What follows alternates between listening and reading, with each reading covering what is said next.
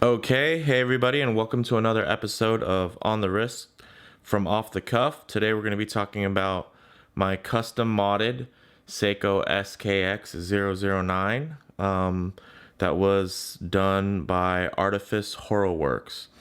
So let's start out and talk a little bit about Seiko. They were founded, of course, in 1881, Japanese in origin, and now they have factories throughout Asia. They cover all market segments, from entry level to extremely high end, and everything's done in-house. Now, as for the modifiers, Artifice Horoworks, they were actually founded in 2011, and they're located in Marietta, California, here in the U.S. They specialize in watch modifications, mainly Seiko-based divers. Their services include custom parts, acquisition and replacement, Cerakote, bead media case refinishing, and more. So, pretty much the sky's the limit once you actually start talking to Alex over there. So, of course, the SKX line is pretty iconic as far as automatic divers go. It's kind of the yin to the yang, I'd say, of the Rolex Submariner. So essentially, as much as the Rolex Sub is the quintessential, dive watch on the high end, I would say that on the other side of the spectrum, the quintessential dive watch would be the SKX line from Seiko. They've been being made for years. They're hugely popular. I actually was hesitant to pick one up earlier on when I first started collecting, and for a couple of reasons. I just felt some of the specs just weren't really up on par with some of the more modern options that are out there now, because there are just so many brands, micro brands, and there's just a lot of other options out there. I've always been a fan of the SKX and its kind of iconic look, but I felt that the specs could definitely use some improvement, especially with how how tough the competition is these days.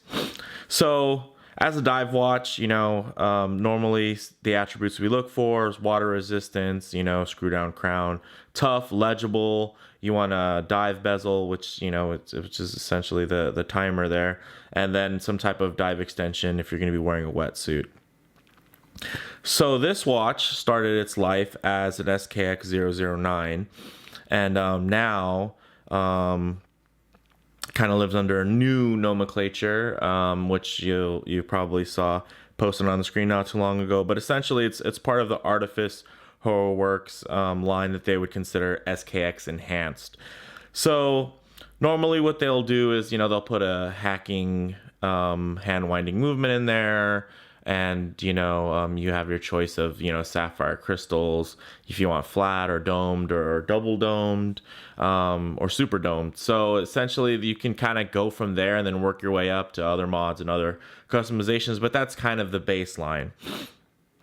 So the retail price of an SKX is normally, the actual retail is actually about $495, but you just never pay retail for Seikos. So you can normally see them in the range of $250 to $150, kind of depending on the combination and which region you ordered from, because there are different SKX models for different markets.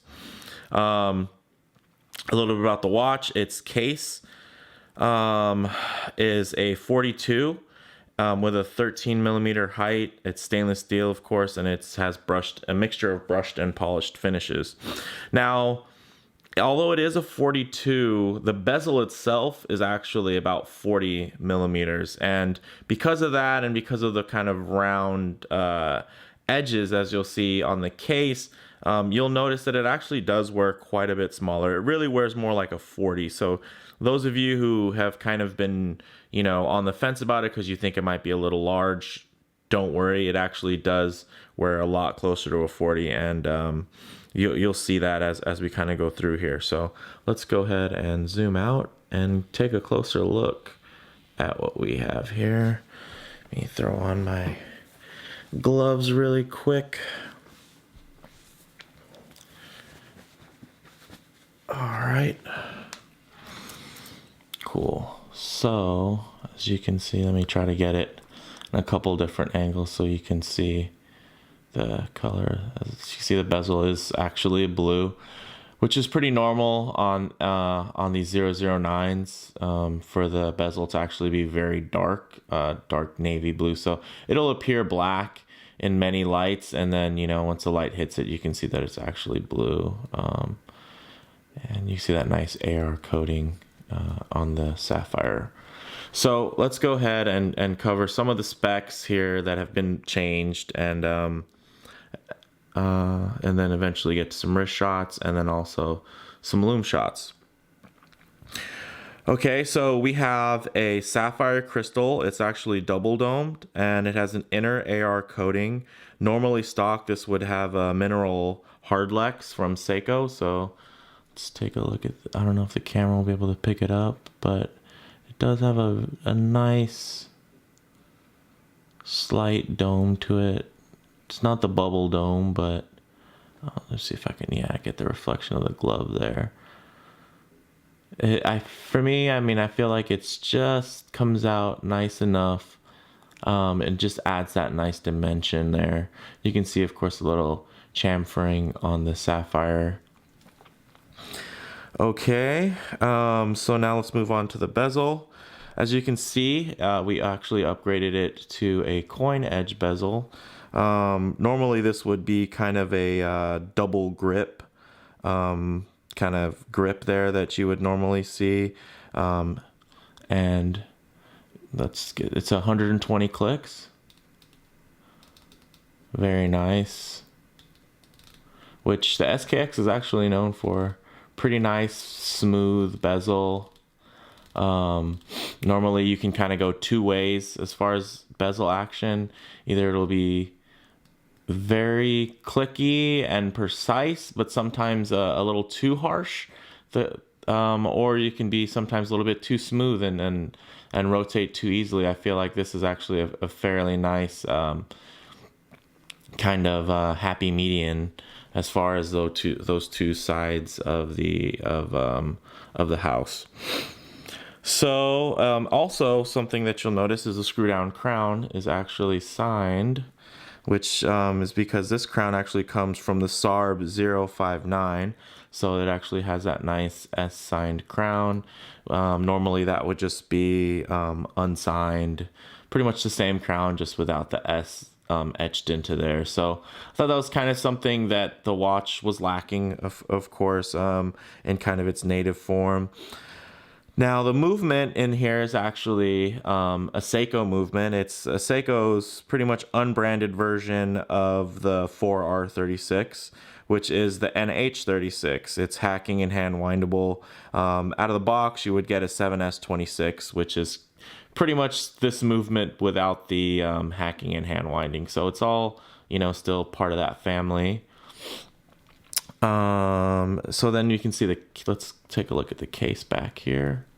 If I can get the camera to just, oh, there we go. So as you can see here, we have a solid case back, and it's stamped and etched, and it just has those specs updated there on the back, which is nice. So it, you know, although the watch has been modified, the specs when you get onto the case back are still true to the actual specs of the watch as far as the movement goes. And, you know, now it has a sapphire and, you know, kind of the new custom nomenclature that this watch lives under. So let's take a look at the dial here. Now you might recognize this dial. It's from the Stargate 2, the SRP 493. So it's a nice blue sunburst dial. It has applied indices, and it has the date there, the day and date at 3, which is nice. And stock, you know, normally this comes with a matte blue, almost gray dial. and it just uses printed indices. Now the hands are a mixture of polished and painted. These ones are actually from the SNZF17, the sea urchin, for the minute and hour hands. So you can see, although they're polished, they're painted at the base, which I thought was a nice touch, and it really went well and complemented the factory seconds hand from the SKX, which I kept, which has the painted base there, and then the white arm for the seconds.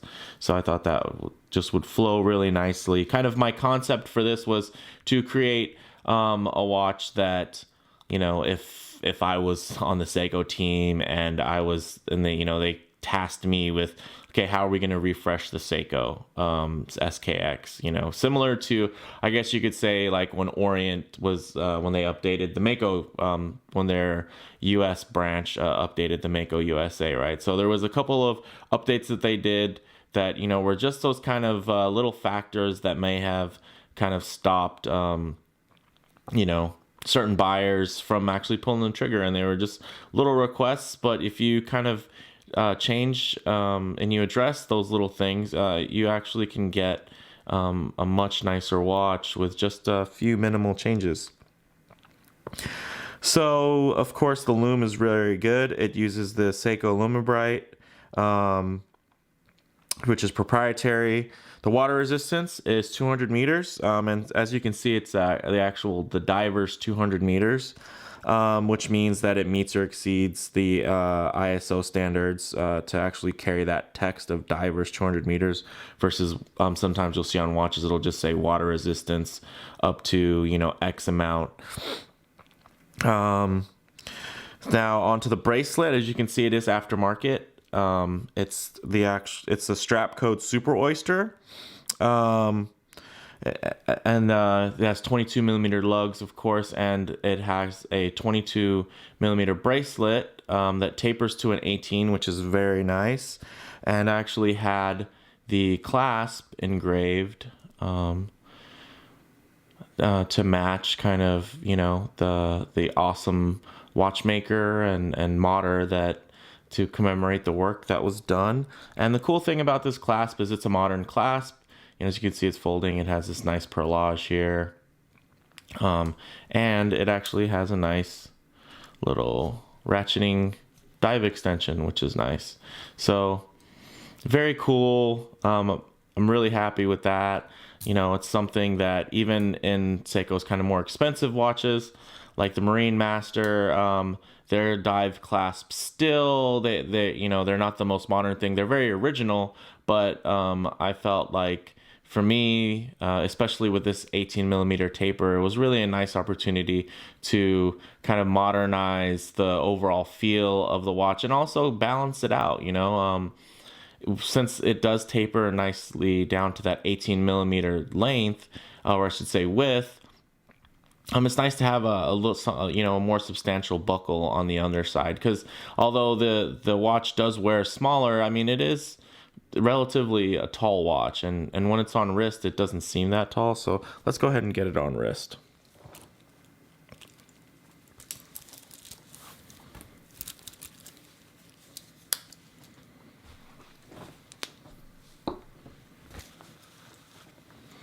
Okay, so as you can see, here it is on wrist. Another thing to mention is normally this can come on rubber or Seiko's Jubilee bracelet. The strap code uses screw pins versus the push pins that you would find on the OEM bracelet. As you can see, let's get it to focus here. There we go. It's nice profile on the wrist. And I think because of the curvy kind of nature of the watch, it just helps it kind of hide its bulk, you know, because it is very reflective there. It kind of hides the edges of the watch, and the watch kind of blends into the rest of your wrist. So really nice, very comfortable. You know, unfortunately this bracelet does not have half links.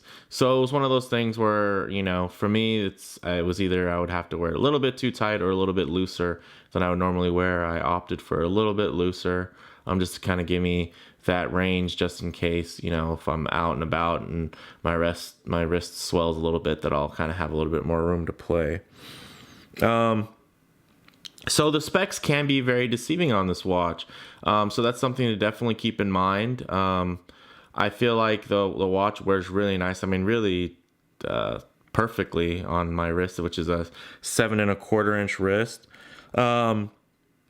Now, as far as the competition goes for this watch, there are some other options that kind of come up. You know, like maybe the Seiko Sumo, which honestly I feel like that case is a little bit wide with narrow lugs. The Marine Master, which is a very nice watch as well, but it's of course a lot more expensive, and honestly it's a bit tall. It's kind of top heavy.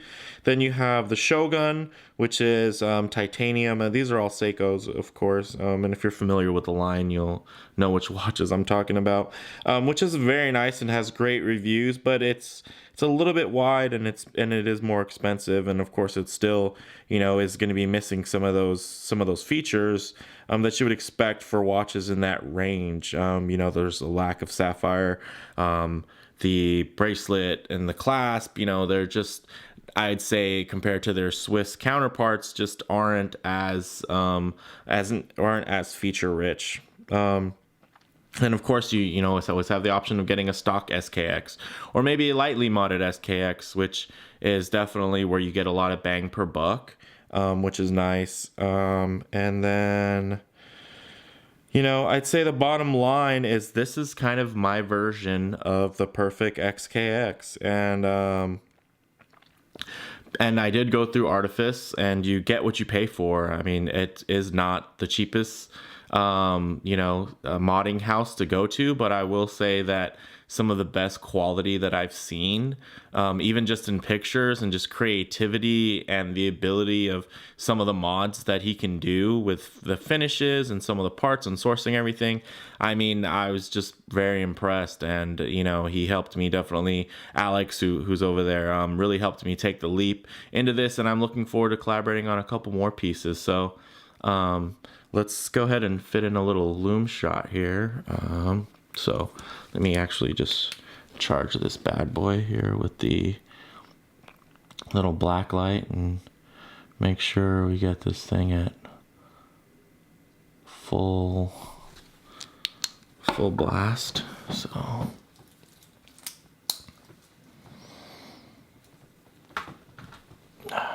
and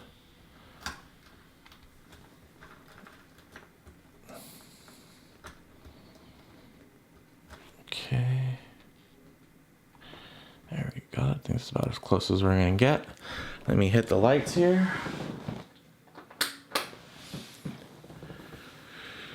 So as you can see, it's definitely very bright, very legible. You know, everything you'd expect from a Seiko. So, you know, there's no surprise here that the loom looks great, and you can see kind of some of the chamfering in the sapphire really picks up the light really, really well, and that loom and kind of reflects it, and you can see that iconic you know, ball seconds marker there.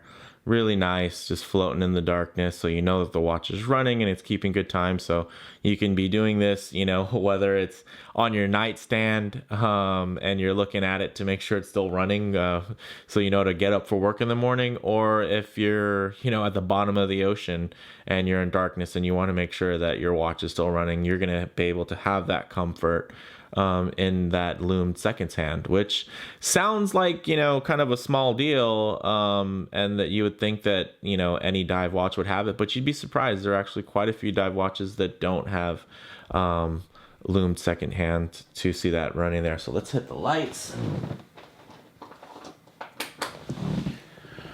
Okay, well, just want to thank you guys. We actually kind of hit a milestone recently. We got to 900 subscribers, which is really cool. We're picking up about 100 subscribers a month, and I'm hoping that, you know, we can start picking up more steam from here. So make sure, if you like this video, go ahead and click like, and if you haven't already, please make sure to subscribe and stay tuned for more content. Thanks, guys. Bye.